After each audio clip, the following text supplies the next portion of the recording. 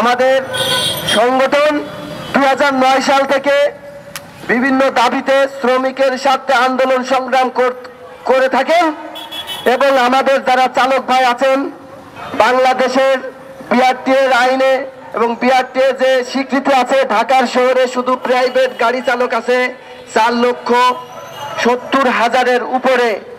সেই ক্ষেত্রে আমাদের আজকে ওই হিসাব করলে আমাদের এই সংগঠনের সদস্য বিন্দুরা এইখানে এই প্রেস ক্লাবের সামনে আমরা অবরোধ করে ফেলতে পারতাম।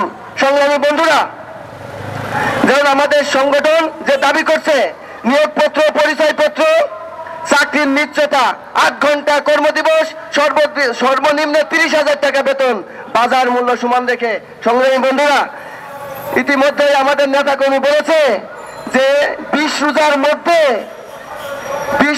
মধ্যে সকল শ্রমিক গাড়ি চালক ভাইদেরকে বেতন বোনাস পরিশোধ করতে হবে।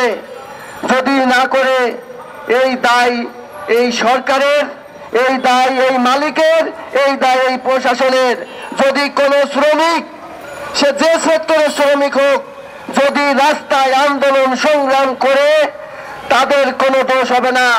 যদি তার আগেই যদি বেতন বোনাস না দেয় সেই দায় নিবে সরকার এবং প্রশাসন এবং মালিকরা। সংগ্রামী বন্ধুরা, এই বলে আমি আমার বক্তব্য শেষ করলাম।